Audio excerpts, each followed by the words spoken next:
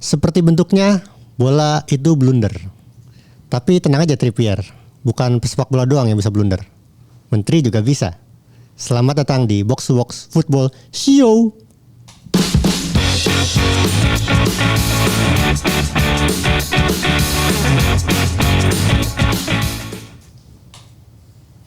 Sebentar. Menterinya siapa, Dix? Menteri siapa emang? Nggak tahu, ada 3 pria pokoknya deh. Hah? Menteri. Ada 3 pria di situ. Kan kita dilarang motong opening ya. Tadi kayak pas kalimat pertama tuh kayak apaan nih? Menteri yang ketum. Ya bisa. Menteri yang nggak punya istri. Hah? Ministri soalnya. Oh. Kan kementerian kan ministri. Iya. Minus istri kan, nggak punya istri. Iya. Semakin panas ya menuju debat cawapres ya di hari Jumat. Ini tayang hari ini kan? Oh iya, udah Jumat debat Besok. Cawapres. Ya kan ini tayang hari ini kan? Tayang hari ini ada apa? Hari Kamis.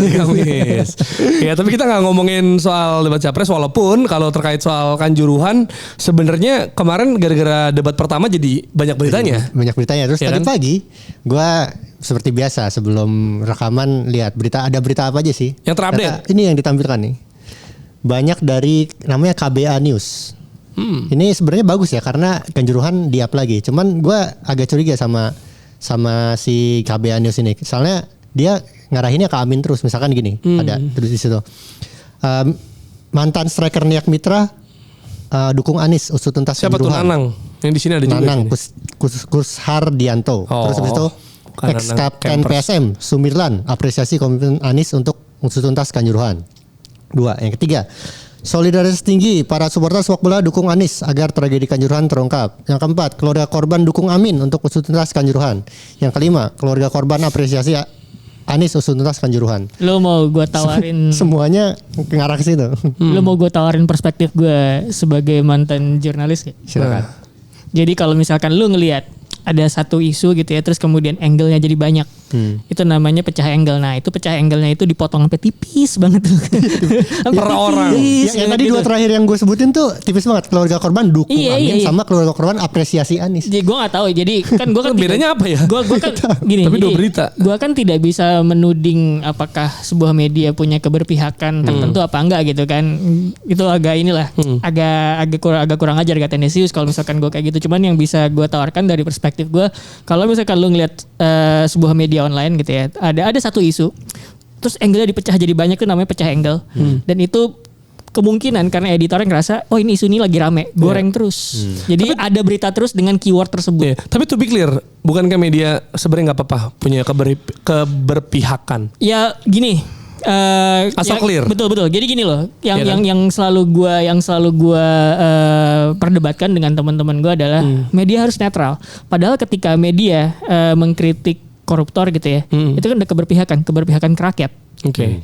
Ya kan sebenarnya kayak gitu loh. Jadi itu bukan netral, lu udah menunjukkan keberpihakan. Keberpihakan lu kepada orang-orang yang misalkan ya termarginalisasi rakyat gitu. Diambil duit sama koruptor misalnya. Ya, jadi sebenarnya nggak apa-apa kan? Asal clear dan kita tahu sebenarnya ya media ini berpihak pada mana gitu kan. Positivistik aja nggak apa-apa. Cuman kadang-kadang yang terlalu positivistik sampai tidak masuk akal itu kan yang dipertanyakan kan.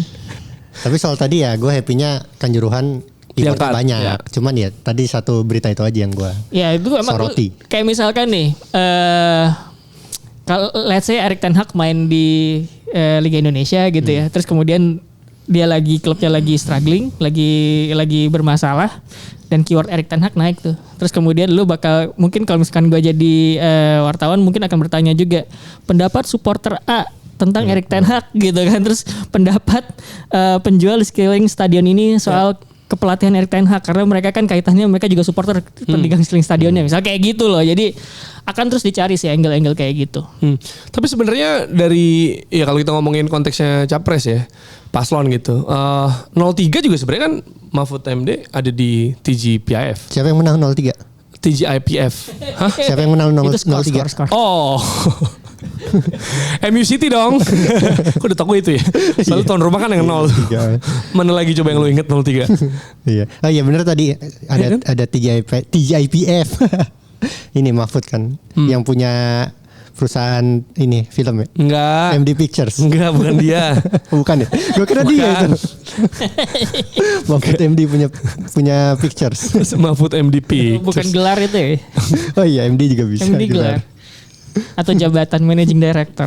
Ya tapi yang jelas jangan cuma dipolitisasi, kita harapkan memang terus disuarakan di tribun dan sepak bola. Dan ya maksudnya ini kan sebenarnya isu yang udah lama juga gitu ya, yang sebenarnya memang bisa diperjuangkan gitu. Jadi bukan cuma jadi bahan nanya ke mungkin lawan politik, tapi juga bagaimana paslon ini juga apa ya, pakai ini sebagai concern dia gitu gak sih.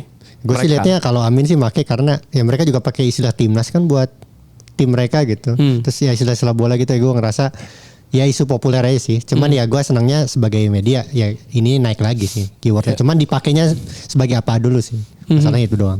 Dan di Midweek ini sebenarnya ada beberapa pertandingan yang penting kali ya. Ada La Liga, ada Bundesliga. Ada La Liga, ada Bundesliga juga. Bundesliga ada Bundesliga Midweek, terus ada juga Carabao, ada juga Club World Cup. Iya. Terus ada juga Coppa Italia. Coppa Italia ada Nusantara Open. Nusantara Open, betul. Nusantara Open yang semifinalnya tiba-tiba ada aja, tiba-tiba. Gara-gara Persija Persib, ya kan. Harusnya tuh back to back. Jadi gue bawain Bali versus Bayangkara. Abis itu Persija Persib. Tapi karena daerahnya diadainnya di itu kan Bekasi, Arjuna gitu ya.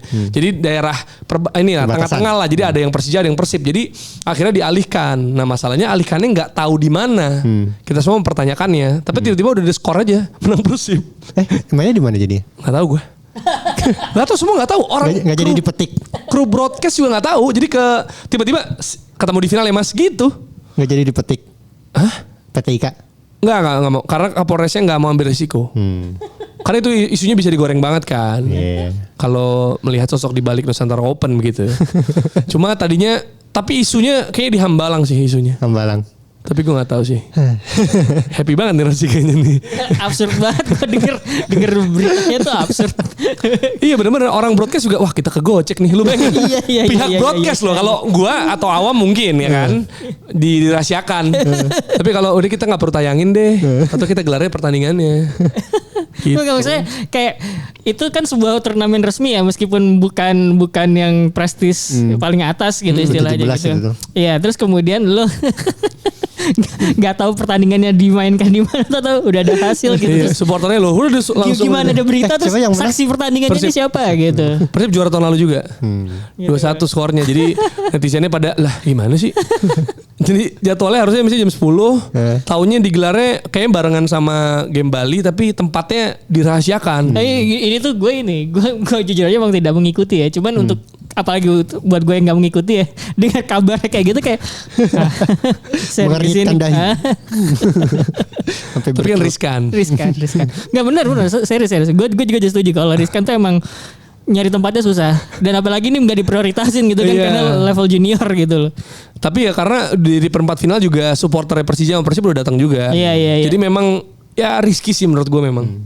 Rizky bisa Bilar bisa juga kalau mau gitu. Tapi itu yang terjadi dari Nusantara Open dari Carabao dan Club World Cup. Ini dua kompetisi yang orang-orang bilang ciki. Iya ciki. Newcastle tumbang dari Chelsea, harusnya menang, tapi menit-menit akhir tadi yang di awal ya, Trippier melakukan blunder dan bikin mereka akhirnya kalah adu penalti dan Trippier juga yang gagal. Tapi kalau soal penting-pentingan deh, gimana? Apakah Carabao cenderung lebih penting karena kita familiar sama klub yang main? Jadi yang mana lebih ciki maksudnya? Iya. Sebenarnya secara format menurut gue ya, Club World Cup itu lebih ciki karena 6 tim, ada yang bye, terus tim Eropa nunggu di semifinal. Itu tuh kayak apa banget gitu. Cuman untuk sampai ke situ kan lo harus juara Liga Champions lo kan. Juara Liga Champions Asia, Eropa, Afrika, Copa Libertadores. Nah itunya gak ciki. Cuman secara format pialanya doang lebih ciki Piala Dunia antar klub menurut gue daripada Carabao Cup. Ciki tuh apa sih? Maksud gue dari segi gampangnya dimenangkan, enggak less prestigious gitu atau gimana? Kayak menurut gue mungkin karena lu anggapannya ciki itu kan makanan snack kosong gitu ya. Yang gak ada nutrisinya lah gitu. Lu makan cuman buat kayaknya cuman ngotorin Bikin asin mulut mulut. doang gitu ya, ngotorin mulut. Terus apa? Nggak penting maksudnya? Ya bukan nggak penting, Pengisi kali ya, selewatan selewat aja ya, doang. pengisi gitu, selewatan aja kalau buat Tidak gue. bernutrisi terus. Iya, lu makan ciki kan juga nggak kenyang juga gitu kan, dan nggak ada nutrisinya, jadi ya kayak gitu dianggapnya penting nggak penting gitu. Lu suka, cuman ya dibilang penting nggak juga. Tapi gitu. bisa sombong. Sombong. Oh iya. Ciki Begaristian. Tapi kalau misalnya itu tetap ada juga selain karena faktor ekonomi ya, seperti materi debat yang akan terjadi besok ya. Tapi bisa juga kan orang tuh menantikan kejutan terjadi gitu loh. Maksud gue ya kita ngelihat dulu, gue lihat di klub World Cup tuh siapa namanya? Mazembe. TP Mazembe ya. TP Mazembe itu kan yang kipernya gini-gini tau gak? Itu kan akan terjadi kalau ada Club World Cup, karena kita nggak mungkin lihat Champions League Afrika, ya kan? Dan juga Carabao Cup atau mungkin dulunya Carling sempet gitu ya. Kita lihat ada City. Millwall, kita ngelihat tim-tim yang Swansea juara tuh. ya Swansea sama itu Lawan siapa yang Bradford. lawan Spurs tuh yang tim kecil Oh, banget ini. terus lawan Spurs. Iya, Stevenage atau Kan. Steven itu zaman dulu bagus banget ya. sempat ada jadi deh pokoknya yang jadi mereka ikutan. tuh bener-bener gila nih, kita bakal lawan tim besar gitu. Even Man United itu lawan Millwall, nggak ding itu FA Cup ya, yang final Piala Oh, itu FA ya? Cup ya, lawan Millwall. Bradford City Swansea. Maksud gue kalau misalkan ngomongin bandingin keduanya tuh ya siapa yang lebih ciki, maksudnya mana yang soal importance kan, mana yang lebih penting antara keduanya, ya jelas Piala Dunia antar klub lah gitu. Piala Karena Dunia. kalau misalkan even Carabao Cup meskipun yang main-main tim gurem gitu ya itu kan penting buat publik Inggris aja menurut gue gitu loh. Kita mah yang nonton dari jauh ya cuman seneng-seneng doang ngelihatnya gitu. Sementara kalau Piala Dunia antar klub kayak tadi Dex bilang, untuk jadi juara lu harus jadi juara di regional dulu gitu, di konfederasi masing-masing kan, UEFA, CONMEBOL, CONCACAF gitu. Sebenarnya gini ya, penting gak penting tuh kan setiap negara butuh cup, gue setuju. Tapi masa di Inggris ada 2, Carabao sama FA gitu loh. Iya itu Iya kan, karena maksudnya itu kan dipertanyakan orang. Coppa Italia ada dan itu perlu menurut gue juga, Coppa del Rey atau mungkin kalau NBA in season tournament. Iya itu gitu. karena sebenarnya kenapa jadi 2? Karena yang ngadain 2 turnamen itu badannya beda. Betul. Ya, FA itu kan dari FA. Makanya kemudian yang non league Iya. ya bisa main juga di Piala FA. Sementara kalau misalkan Carabao itu kan yang ini yang ngadain tuh EFL, Iya. Football League kan. Makanya kemudian yang main di Carabao itu yang berada di dalam piramida Football League doang gitu, bukan sampai yang akar rumput gitu, enggak gitu, itu di FA. Tapi mengingat jatuhnya. kepentingannya, ada nggak sih kemungkinan mungkin in the future ini bakal merger atau ya karena nggak penting juga kan untuk banyak orang atau Secara hadiah ya. FL Cup atau Piala Liga itu 300.000 nggak salah juaranya. Itu kayak gaji pemain. gaji pemain Iya, betul iya. per minggu. Jadi ya menurut gua Piala Carabao nih nggak penting banget, bahkan saking nggak pentingnya buat Spurs ke final mencat pelatih. Nah itu yang Mourinho. Mourinho kemarin Mourinho. protes deh. Dan dulu kan sebenarnya ini ya, ada yang bilang bahwa ya kalau mau dianggap penting kayak Arsene Wenger aja. Jadi FL itu atau dulu Carling itu dijadiin tempat buat pemain muda main gitu kan. Cuman sekarang piramidanya di kompetisi pemain mudanya Inggris itu juga udah bagus gitu. Kemarin tuh gue baca kenapa banyak pemain-pemain kayak Cole Palmer gitu ya. Terus kemudian Kobe Mainu kok kayaknya langsung mateng gitu ketika main di tim senior ya, karena emang level di kompetisi juniornya itu udah sebagus itu. Bahkan kalau lo lihat, kalau yang gua baca tuh si Kobe Mainu itu belum pernah di loan kan. Dia belum pernah dapat pengalaman main sama sekali. Dipinjamkan ke klub lain ngerasain tim senior gitu. Tapi ketika dia main di tim senior kayak kok dia udah mulai terbiasa ya. Nah itu kemudian ada yang analisis bahwa ya ini karena piramida sepak bola Inggris di level junior itu udah bagus gitu. Kompetisinya udah intens, dan itu kenapa ya karena semuanya tuh udah diperbaikin mulai dari sistem termasuk lapangan gitu. Mereka bisa bermain di lapangan yang sangat nyaman bahkan di level junior gitu loh. Nah, dengan level junior udah kayak gitu, berarti kan sebenarnya kebutuhan untuk memainkan pemain muda itu udah terpenuhi. Oke. Gitu. Nah, makanya kemudian jadi nggak relevan gitu kalau misalkan FL tuh harus ada aja gitu buat pemain muda, enggak juga gitu.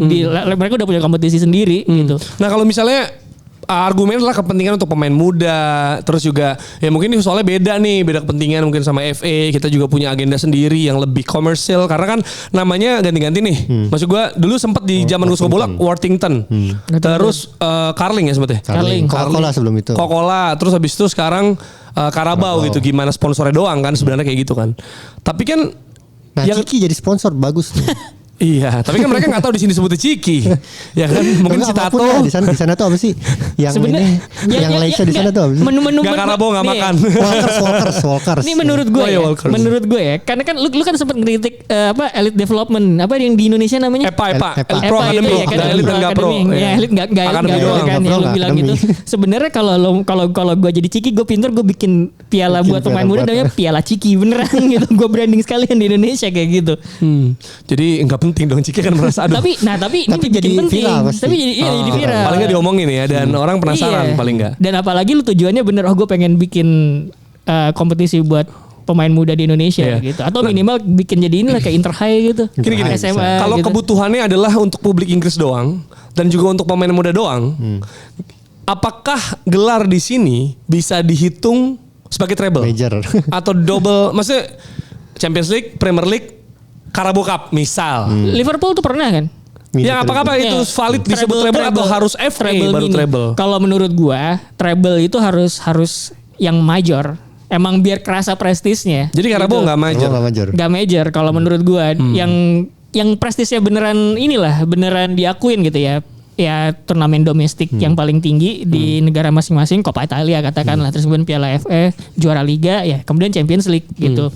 Sialnya kalau lu misalkan juara Carabao, lu pasti bakal dibilang quadruple. Iya, Ya benar. gitu loh. Jadi lu nggak butuh untuk apa, buat ninggin diri lu sendiri Ras gitu. majoran mana? Carabao apa Community Shield? Carabao lah. Carabao ya. Ya karena nggak satu game doang. Iya, yang mana gue bilang Itu mah kadang-kadang friendly. Community Shield sebenarnya kan sama kayak Piala Dunia antar klub. Untuk sampai di Community Shield, lu either harus jadi juara Liga FA. atau juara Piala FA gitu Ya tapi kan. stake-nya juga lebih besar karena lawan dua. Paling nggak dari semifinal. Kalau Iya. lu cuma one game doang, ya Nah, maksud gue tuh karena just trofeo aja dua iya. tim Tapi yang kan dilawan. kayak misalkan di negara lain Super Coppa Italia gitu kan, itu ada prestis ya gitu loh. Tapi di Inggris Community Shield tuh nggak pernah digarap seprestis itu Oke. gitu. Karena kan awalnya emang pertandingan amal kan, namanya Charity Shield. Ya, gitu. Tapi kalau ngomongin soal pitching deck kan kita pernah ngomong nih soal revamp, Oh iya, si revamp. kompetisinya gitu. Gimana caranya membuatnya jadi lebih menarik gitu kan. Ini mungkin bisa recall lagi ya. Ini dari Rana dulu nih. Coba. Nah, Agak lebih menarik kalau aturannya dibalik, harus nurunin 5 pemain muda. Jadi Piala ini punya USP. Tim yang juara bisa masturbasi. Kami adalah tim dengan pemain muda dan kedalaman skuad terbaik. Nah, ini dari Rossi nih berikutnya. Gue lupa. Gue Iya. ngomong apa? lupa tuh, Rossi lupa. Kapan ini? Buat ninggin prestasi liga, tim divisi bawah main lawan sama divisi bawah. Jadi baru ketemu divisi atasnya tuh di semifinal. Iya. Jadi kayak Squid Game lo bilang. Iya kayak Squid Game. Oh iya, jadi gue tuh pengen ngelihat karena kan kalau misalkan langsung tim bawah ketemu tim atas di awal-awal, udah gugur duluan kan tim bawahnya. Jadi pas udah sampai atas tuh udah tim atas semua yang main gitu. Jadi gimana kalau misalkan tim dari divisi tertentu di klasifikasi gitu ya, juara masing-masing dari klasifikasi itu yang tim gurem, tim yang antah berantah, tim gede itu semuanya ketemu gitu. Jadi pas lagi ketemu di semifinal lu masih bisa ngerasain gitu kayak, oh ini ya mungkin bisa jadi kejadian magic of the cup di mana yang kecil ngalahin yang gede gitu loh. ya, tapi tadi gue salah fokus ngeliat box to box Manchester United podcast. Si grafisnya. iya sengaja tuh. Banyak temen. Sengaja di Ini Inggris. terakhir dari gue tadi udah gue sebutin sih.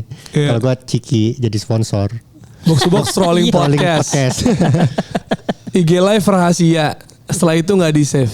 Oke. Iya, live-nya nggak di-save. Siapa tulisan sih? Ciki Balls. Oh ini idenya ya, idenya. Tapi Ciki itu produk negara apa ya? Indonesia. Indonesia ya? Iya, Ciki Indonesia. Indofood. Indofood. Oh mungkin nih makanya mungkin yang kayak Walker's Cup mungkin ya. Walkers kalau- kan kalau di Indonesia Lace ya. Terus sekarang jadi Oh iya, Citato Lace, Light. bener-bener. Sekarang udah nggak ada soalnya. Udah nggak ada. Nggak ada lisensinya. Nah itu dia masalahnya. Nah, tapi kalau ngomongin soal Club World Cup gimana? Apakah ada ide atau revamp pitching? Nih kalau mau bercanda ini revamp yang benerannya ya, yang nanti 2025 Ini akan terjadi nih? Ini akan terjadi. Oke. 12 wakil dari Eropa. Kalau revamp versi gue sih pitch deck dari gue adalah ini kalau mau bercanda ya, mainin pemain-pemain legend di timnya. Dua pemain legend lah gitu. Dua pemain di atas 50 tahun yang legend klub. Jadi juaranya tuh bisa membuat diri mereka kayak kami adalah tim yang paling menghargai legend kami. Menghargai tapi itu nggak perlu Club World Cup. Lu ini aja main di Soreang lu. Man Iya. United Legend, Man Liverpool Legend. Udah bener ada untuk tuh. charity gitu kan. Maksud gue peluang heart attack cukup tinggi nih. Iya sih. Jangan sih menurut gua. Karena pasti ada motivasi intensinya lebih tinggi dong. Malah mereka secara fisik enggak. Enggak sih, gua enggak caranya itu. Jangan bahaya. Tapi klub World Cup bisa revamp masalahnya.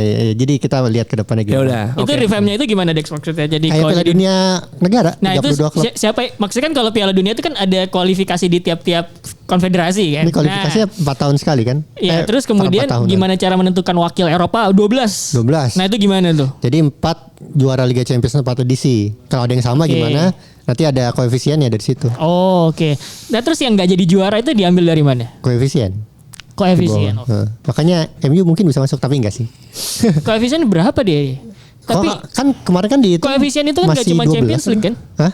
Koefisien nggak cuma Nggak dihitung cuma Champions League kan, Champions tapi Kompetisi permainan Eropa. kompetisi Eropanya juga gitu kan. Dan dihitungin negara, maksudnya bagaimana klub ini mewakili Enggak, negaranya? yang klub juga ada. Oh iya, Klub ada, koefisien ada. klubnya ya. Maksud Koefisien gua klubnya ada. untuk jatah tapi negara dong.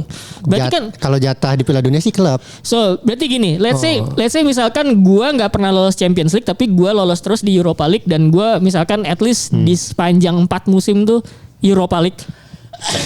Sevilla gitu misalnya. Sevilla Oke. sampai semifinal terus gitu walaupun nggak jadi juara. Itu kan mengatrol nilai koefisien gua bisa. gitu loh. Ya udah ntar tinggal dilihat aja. Ya gitu. Nilainya gede nggak gitu. Iya. Palingnya juga kita perlu ntar dikasih tahu apa indikator penilaiannya gitu loh maksudnya ya nggak sih? Iya. Karena kalau enggak ya tinggal asal Ya, pasang jelas. aja kesannya gitu kan. Kalau soalnya kalau gua mau pitching, kalau misalkan memang pengen Piala Dunia antar klub, beneran jadi Piala Dunia dari negara-negara yang main di Piala Dunia based on World Cup yang asli 32 tim kemarin mana aja. Nah, terus juara tadi masing-masing negara yang tampil di Piala Dunia sebelumnya menarik. main di Piala Dunia antar klub. Oh, Bisa juga itu. Itu bisa juga. Ada meritnya tetap. Juara masing-masing negara. Satu negara wakilnya satu doang ya. Iya, gitu. Jadi berarti ini ya dampaknya tuh besar banget ya ketika sebuah negara nggak lolos World Cup dia juga nggak akan meloloskan wakil di klub World Cup gitu kan. Bener gitu. Jadi impactnya tuh dampaknya tuh lebih gede gitu loh. Dan kemudian kan yang kalau gua nggak salah itu Piala Dunia antar klub juga bakal main di tengah tahun. Enggak di Oh, enggak summer, di summer. Jadi lo keinget Piala Konfederasi dulu? Iya summer di tengah tahun kan? Setahun sebelum. Oh iya di tengah tahun tuh summer. Iya. Di tengah musim gue gitu. Enggak. Tengah musim Desember. World Cup tuh tengah musim. By the way Jepang habis ngubah kalender ya. Iya keren. Jadi gue gimana suka. Jadi kan kalau misalkan kalau di Jepang itu sistem kayak sekolahnya, terus kemudian kompetisinya itu nggak kayak di kita kayak semesteran gitu. 2023, 2024 gitu kan mencakup 2 tahun gitu ya. Oke. Jadi di Jepang itu 2023 1 tahun, terus 2024 gitu. Jadi makanya kalau misalkan lo di SMA di Jepang tuh selalu ada turnamen musim panas, turnamen musim dingin untuk 1 tahun ajaran gitu loh. Nah liganya gitu juga. Jadi kalau liganya mereka tuh dimulai di awal tahun, berakhir di akhir tahun gitu. Cuma 1 tahun dong. Nah itu pengen diubah. Jadi kayak Udah ngikutin diubah, Eropa gitu.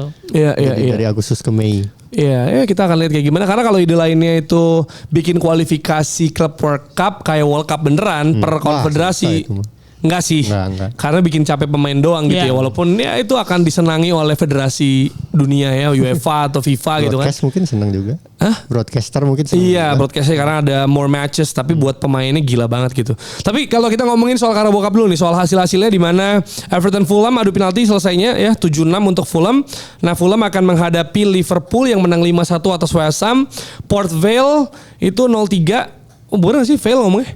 Nggak tahu, fail kan? Port Vale. Fail kan pasti. Berarti gagal dong. Fail dong. Port Vale itu 0-3 lawan Boro. Juga Chelsea lawan Newcastle menang adu penalti 4-2. Jadi kalau secara bagan ini mungkin harapannya biar lebih menambah prestis Chelsea lawan Liverpool ya. Iya. Ya kan? Prediksinya di finalnya. Kalau Tapi Fulham Boro itu ini Michael Carrick tuh. Carrick. Jadi pelatihnya secara pemain kayaknya nggak ada yang gimana banget gak sih? Boro tuh awal musim kemarin kan nyaris promosi ya, kalah di playoff kan. Terus kemudian musim ini sempat terseok-seok karena pemainnya banyak yang penting yang pergi, termasuk mantan pemain Anda tuh Chuba Akpom Iya. ke Ajax Chuba Akpom, gitu ya. kan. Nah, tapi belakangan mulai membaik. So, gua ngeliat keberhasilan mereka ke semifinal Carabao tuh kayak ya, trajektori oke lah gitu kan. Seenggaknya untuk seorang pelatih yang digadang-gadang nih cukup menjanjikan nih di Inggris gitu ya. Kayak gue mendekat sama title tuh menyenangkan sih harusnya. Iya. Kalau Boro gue tahu penyerangnya yang ngejebolin gawang Leeds kemarin. Namanya soalnya lucu. Latelat namanya. Latelat. Latelat. Late spasi LATH. Itu ini ya. Yang golin siapa? Latelat yang golin. Tapi itu menang kan? Menang. Kalau pentelat. Yang lawan Leeds 1-1 waktu itu skor. Itu kalau namanya latat ya latai ya. Tayo. Sebenarnya yang harus diwaspadai juga Fulham ya, karena Fulham. cukup alot juga, dan ini Fulham Liverpool terakhir, Fulham Liverpool alot banget game ya sih. Iya, bener. 4-3 ya kan, apalagi ini 2 leg, dan juga Liverpool juga menghadapi jadwal padat juga abis lawan MU kemarin, lawan Arsenal di malam Natal ya. Iya. Malam Natal ini, terus juga masih ada 2 game lagi kalau nggak salah sebelum nanti ada break. Tapi itu juga nggak break buat mereka dong. Enggak Karena kan 9 Januari main lagi. Maksudnya FA, ketika tim lain nggak main. Bahkan FA. Bahkan Di FA weekend makanya. Mungkin ini ya tim muda sih. Kayaknya akan Ben Doak gitu kali yang muncul. Bendok. Iya kan, di Europa League main. Lawan West Ham aja kipernya ke leher. Iya, ke leher. Siapa? Namanya dibacanya apa? Awalnya namanya dibaca gimana? Chow Min. Enggak, bukan. Kevin itu. Kevin. Iya, kalau soal Chelsea menang atas Newcastle gimana tadi? Mau ya blunder kan. kolaborasi ya. Jadi kan udah mau menang, Tatar Trippier bikin penalti, yang ngasih Chelsea penalti dan dia gagal penalti gitu. Iya, jadi diomongin dan dibilang mungkin faktor kekalahan nih. Makanya tadi Mudryk menghibur walaupun grammarnya salah dikit lah. Apa? Tapi Is happen. the shit is happens. Is happens. Ya enggak apa-apa lah, orang Ukraina. Ukraina kan. Iya. Ya maklum UK lagi rain kan. Ukraine. Oh, UK rain. Dari mana UK lagi Ren? Itu tadi ada gambarnya kan Ukraine. Iya. Gimana? Gitu. Kalau apakah ini adalah kebangkitan Chelsea? Maksud gue mungkin buat kita nggak penting, tapi kan kalau tim-tim kayak gini nih, ya penting. Maksud gue kemenangan tetap penting rasanya, apalagi ketika menghadapi Newcastle. Walaupun Newcastle nggak banyak pemain yang fit gitu ya. Terakhir Anthony Gordon nyusul cedera. Tapi ya mau gimana pun it's Newcastle, dan ini kemenangan yang bisa naikin kepercayaan diri mereka kan. Gue tuh kalau misalkan ngomongin penting gak penting dari sebuah turnamen tuh, yang namanya trofi sekecil apapun buat gue penting ya. Karena itu buat jaga lu punya mental juara lah. Mental juara tuh kan nggak tiba-tiba gue cuma pengen menang yang gede-gede. Enggak.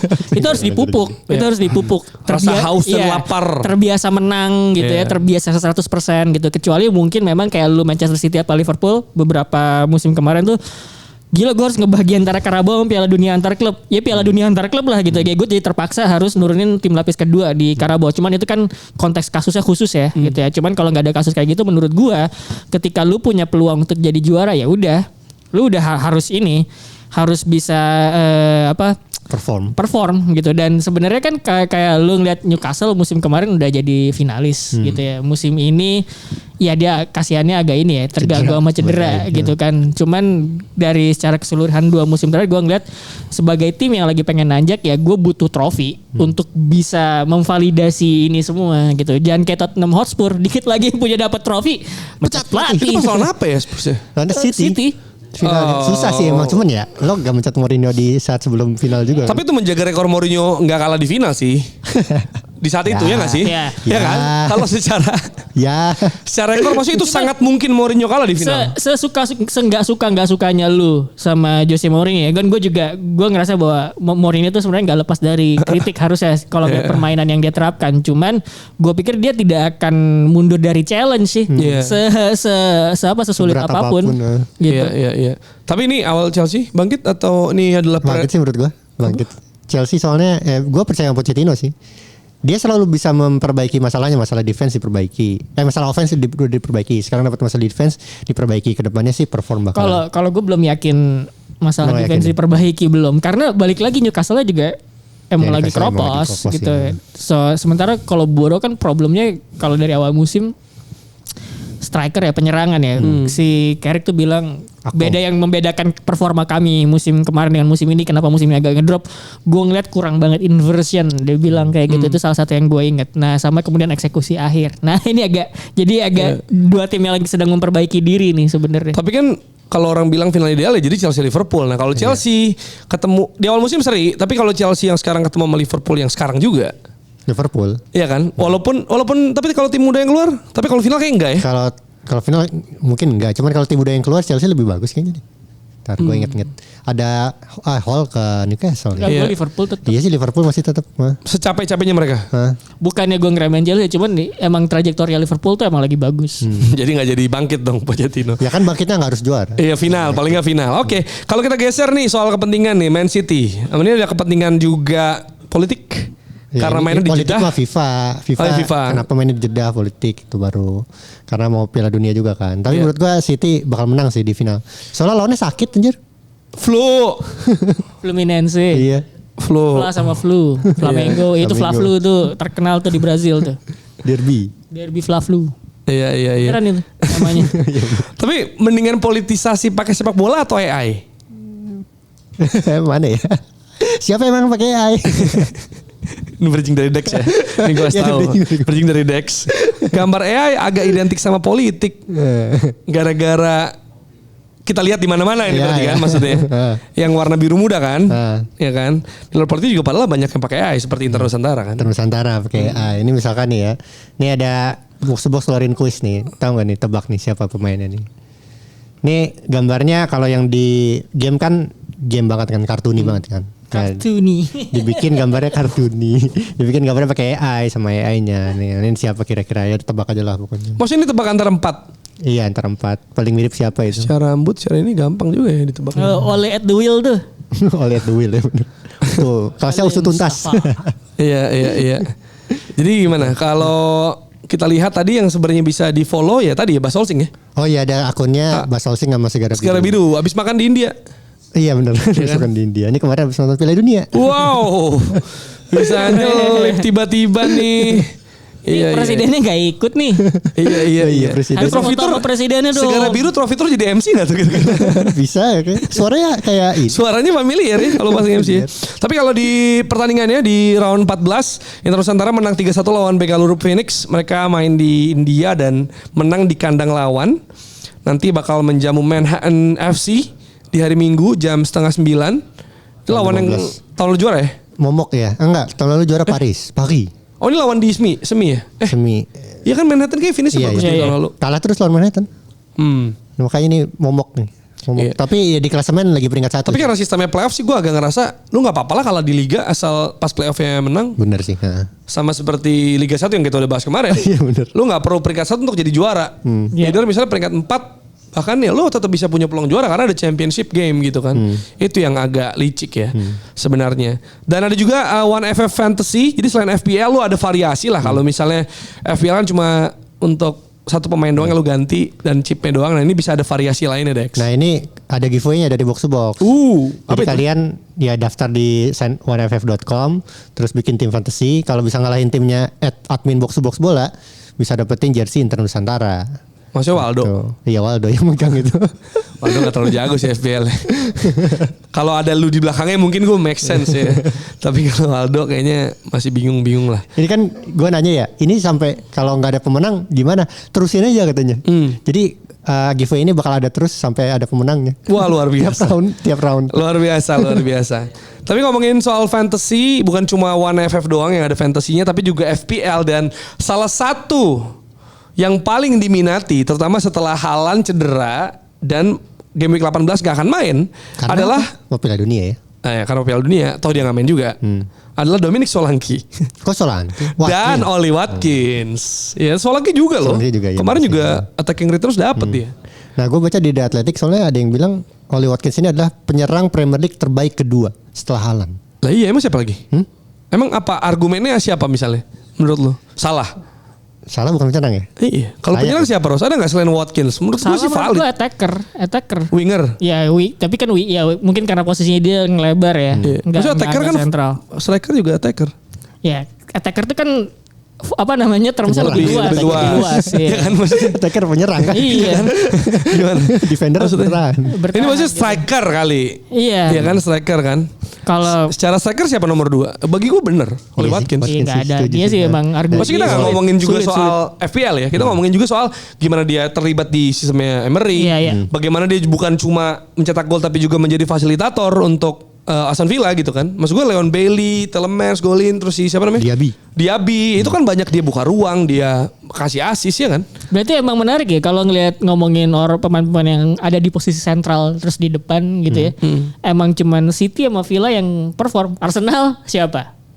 Tidak gitu kan. Gabriel Jesus berkutat dengan cedera gitu kan. United enggak. United tidak. Liverpool Darwin kemarin kita omongin iya gitu. Iya, Malah Bournemouth ya. Dominic Solanke Iya. Iya. Ya striker nggak ada yang gimana banget ya. Gue kalau lihat FPL ya nggak ada lagi sih. Tapi musim lalu siapa juga? Haaland. Ini Solanke lawan Arsenal dia golin gak sih? Solanke enggak 0-0. Oh 0. Oh iya. 3-0 kalau salah gue lupa. Solanke kemarin golin cuman nggak dihitung. Karena pertandingannya di ini kan di Abandon kan lawan Luton. Enggak dihitung. Kan lawan Luton. Tapi kan golnya tetap dihitung. Tapi emang di cancel. Abandon di cancel. Kan Abandon pertandingannya. Enggak dilanjutin. Nanti. Dari 0-0. Lu. Ya, nanti kita lihat kabarnya. Jadi poin Solanke gue hilang. Iya. Waduh. Tapi ya maksudnya get well soon untuk Lockyer, tim Tom Lockyer, Kapten Luton. Tapi kan poin saya dong. Lanjutin satu-satu juga bisa, orang imbang. Bisa sih. Kok golnya dianulir sih? Ini alasan gol anulir paling unik ya. Tapi Watkins bisa subur itu apakah memang dianya atau memang sistemnya Watkins itu Emery? udah kelihatan dari di Brentford. Iya. Jadi menurut gua Watkinsnya bagus, didukung sama Emery-nya. Betul. Ini kayak match made in heaven istilahnya tuh. Tapi kalau kita taruh Watkins jadi cadangannya Harry Kane lah untuk sistemnya Gareth Southgate. Oh, di timnas. Apakah dia tetap? Karena most likely dia kalau nggak cedera gue rasa bakal main lah. Maksud gue minimal cadangan Kane. Siapa lagi cadangan Harry Kane? Ya Kalau minimal Wilson? ya. Siapa? Kalau Wilson sama si ini tuh Ivan Toney kasihan.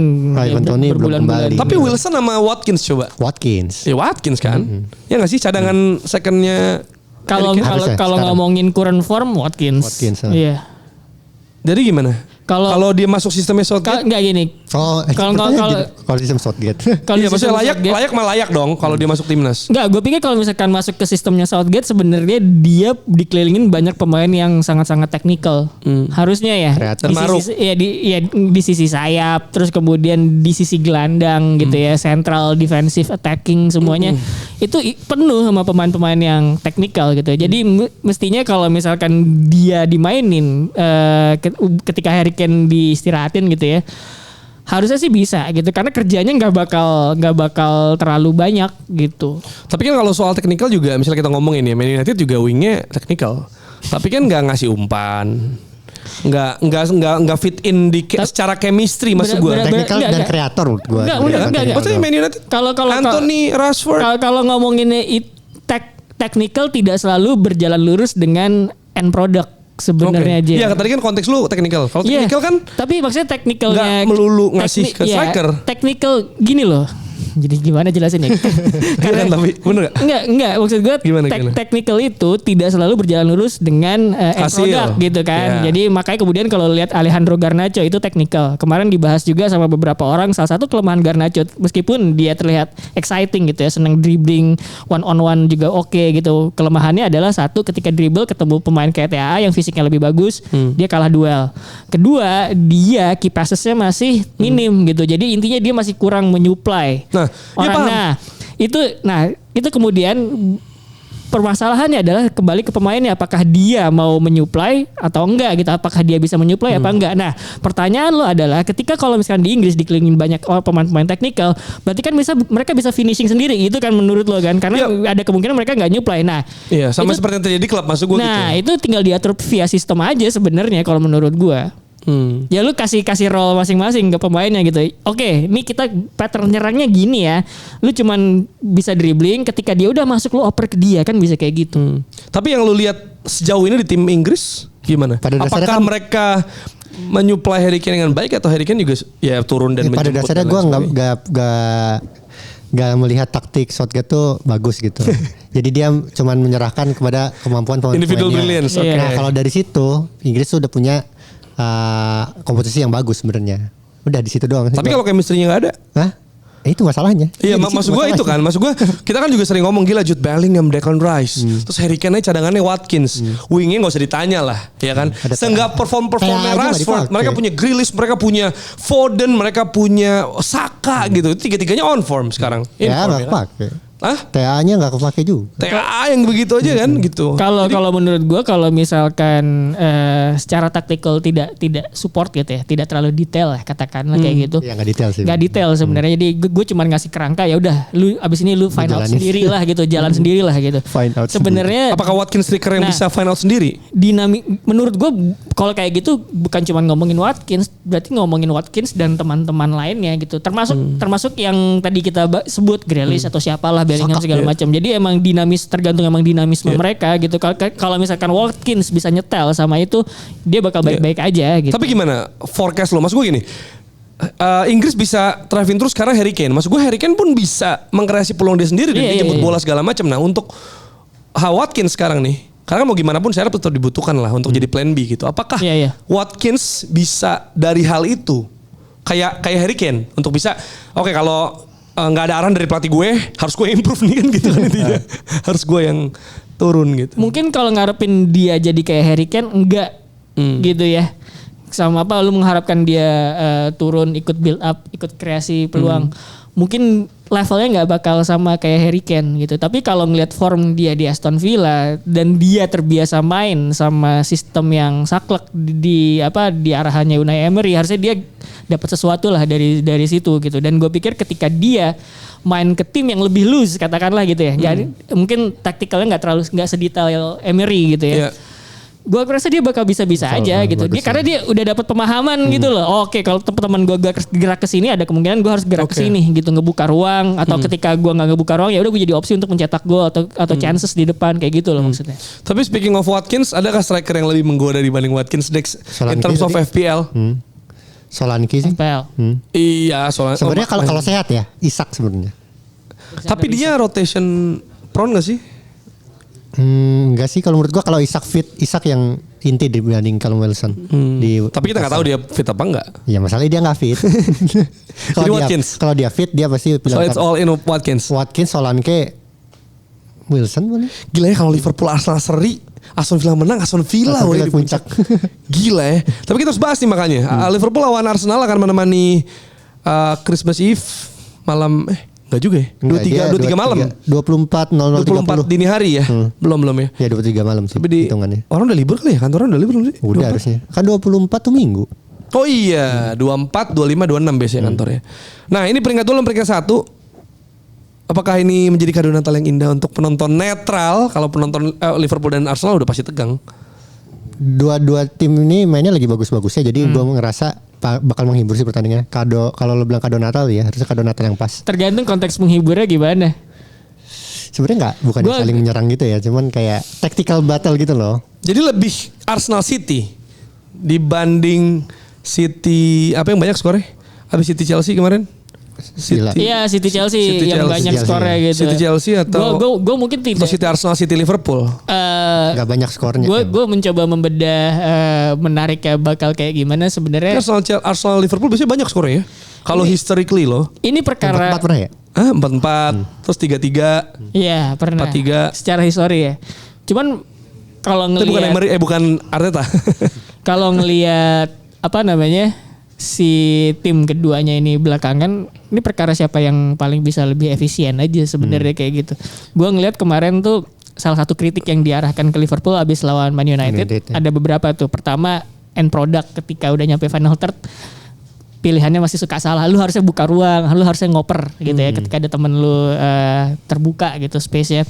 Terus kemudian yang kedua yang gue lihat kritiknya lagi dan beberapa kali gue baca adalah Liverpool itu kan sekarang mainnya agak posisional sebenarnya kan gitu kan. Makanya kemudian ketika kemarin ngelihat Szoboszlai sama si Trent Alexander-Arnold pas lagi nyerang tabrakan. Liverpool tuh kok zonanya sama nih, tabrakan. Makanya salah satu harus diganti gitu kan. Nah, di dalam cara main posisional itu sebenarnya Liverpool ada yang gue baca tuh kadang-kadang mereka terlalu direct gitu. Timing ketika mereka ngasih operan harusnya nggak sekarang nih gitu. Tunggu dulu sampai misalkan ruang sana kebuka baru oper gitu. Nah, ada yang bilang nih kadang-kadang Liverpool terlalu direct, composure-nya masih agak kurang, timingnya masih agak kurang kayak gitu-gitu loh. Jadi itu yang sebenarnya agak ngurangin daya gedor mereka gitu. Ketika mereka sebenarnya sekarang lagi main bagus. Maka itu kemudian jadi ini juga. Jadi salah satu faktor kenapa mereka nggak bisa bobol Man United gitu. Sementara Arsenal menurut gua secara pattern bahkan ketika nyerang itu udah jauh lebih rapi ketimbang Liverpool karena ya ini udah mereka godok sejak musim kemarin bahkan sejak sebelum musim sebelumnya lagi gitu loh. Ya gue merasa battle di tengah sih lumayan pede ya gue untuk ngeliat Arsenal gitu. Cuma emang agak riskannya tuh kiri sih. Kiri karena ada salah tren sedangkan ya Arsenal kan? on off Lagi Havertz terus kan? Bukan maksudnya back kiri. Oh back kiri. Ya maksudnya kan si Jenko kadang si Tomiyasu cedera ya kalau nggak salah ya. Ya maksudnya bisa geser ke sana walaupun nanti 3 back 4 back. Tapi maksud gue kayaknya itu sisi yang bisa tereksploitasi dan kayaknya battle-nya bisa terjadi di situ sih menurut gue. Untuk pertahanan Arsenal ya. Kalau ngomongin Liverpool juga sebenarnya mereka punya masalah lawan Man United. Cuman pas lawan West Ham masalahnya di Carabao mereka menang 5 gol gitu. Meskipun pemainnya pemain cadangan ya. Ya gue ngelihat sebenarnya mereka tuh masih tergantung sama Muhammad Salah sih. Makanya tadi begitu Rossi bilang end produknya masih suka salah, bukan masih suka salah, selalu salah justru. Selalu salah maksudnya. Muhammad Salah gitu. Karena ya selama ini belum bisa dimatikan. Bukan dimatikan. Sama lawan maksudnya. Dipecahkan oleh Klopp tuh gimana supaya nggak selalu mengandalkan Muhammad Salah gitu. Yang seperti yang kita kemarin bahas dari Nunes belum bisa perform gitu. Ya ini sih. Kayak kemarin yang pas lagi main lawan Man United tuh beberapa teman gue tuh sebenarnya nggak mengkritik Darwin justru. Tapi Luis Diaz. Iya beberapa yang gue cek teman-teman gue bilang tuh sebenarnya ketika lu menyorot Darwin Nunez harusnya lu bisa menyorot Luis Diaz juga gitu loh. Dan itu sebenarnya gue nggak tahu gimana cara Klopp ngatur role antar pemainnya gitu loh. Biar nggak tabrakan satu sama lain sebenarnya gitu. Jadi kalau misalkan lu pengen mencari gol dari Darwin Nunez, oke. Semuanya harus support dia gitu. Belum bisa gitu. Iya kayak gitu sebenarnya harus diatur role-nya. Dan terus kemudian kalau misalkan pengen Mohamed Salah yang jadi scorer ya udah berarti lu memperlakukan Darwin Nunez sebagai pembuka ruang aja gitu. Salah kemudian jadi pencetak gol. Ketika Salah gagal secondary role-nya Nunez ya udah sebagai orang yang mungkin mencecar bola yang gagal selesaikan oleh Salah. Bisa aja kayak gitu. Luis Diaz ya udah lu cuma sebagai supplier. Let's say kayak gitu. Lo lihat dari penyerang Liverpool Luis Diaz, Mohamed Salah, terus ada Darwin Nunez, kayaknya semuanya terlalu cair ya sebenarnya. Jadi menurut gua kayak Klopp tuh kayak dapat masalah gitu loh. Aduh nih penyerang gua enggak ada yang saklek semua nih. Jadi gua enggak bisa ngatur skema yang saklek juga gitu. Sebenarnya kalau terlalu cair jadi bingung aja gitu. Iya, soal cair ini juga sebenarnya maksud sebagai fans Arsenal, gue ngeliat Liverpool yang biasanya lawan Arsenal gitu ya. Sebenarnya nggak ada Jota tuh cukup melegakan gitu karena dari cara mainnya tuh biasanya susah tuh. Apa dia tuh cair banget dan bisa menemukan celah-celah. Diego Jota tuh kayak Leandro Trossard di Arsenal kalau gue pikir ya. Gitu. Merepotkan, dia buka bisa ruang. Iya bisa jadi clutch player juga kan bahkan kayak gitu. Jadi lu butuh pemain kayak gitu di dalam Arsenal lo, di dalam persenjataan lo sebenarnya gitu. Jadi ketika Diego Jota nggak ada, emang satu opsi ini agak berkurang gitu. Cuman bukan berarti lu jelek semua, enggak juga gitu. Lu cuman perlu refine role-nya di pemain-pemain depan itu aja. Tapi ya inilah kalau ngelihat Arsenal juga, ya gue sempat bilang juga bahwa sebenarnya kan mereka akan kesulitan kalau punya lawan yang tengahnya compact, ya kan rapat. Bahkan Rossi sempat nyinggung soal mid block yang dilakuin ya sama Aston Villa. Jadi ya gua rasa ya Klopp juga udah tahu itu gitu dan Arteta tahu itu juga. Menurut gua gimana caranya dia menyelesaikan, Arteta misalnya menyelesaikan itu atau Klopp yang mengeksploitasi bagian itu selain back kiri tadi yang dieksploit sama Salah dan TAA. Nah itu yang akan menentukan pertandingan sih menurut gua. Karena Declan Rice is a good player, very good player. Tapi kan masih disupport rekan-rekannya ketika ya gue sih nggak menampik bakal juga mungkin ada physical battle terjadi sih. Kemarin tuh gue tuh agak takut ketika misalkan waktu lawan City lawan Liverpool gitu ya. Golnya Trent Alexander-Arnold kan berawal dari serangan dari kiri, cuman lu harus lihat pergerakan pemain-pemain yang berada di area sentral tuh. Jadi lu lihat Cody Gakpo tuh gerak pelan-pelan dari tengah gitu kan, pas sampai di depan kotak penalti dia nunggu dulu, ketika udah ada pemain yang marking dia, baru dia kemudian masuk ke dalam kotak penalti, ada ruang kebuka di depan kotak penalti, itu yang disasar sama si Trent gitu kan. Nah, gue tuh menunggu, gue takut nih hal serupa tuh dipakai sama Liverpool ketika Man United kemarin gitu kan. Cuman ternyata cukup pinter cara mainnya Man United. Jadi beneran kan udah kita bahas ya.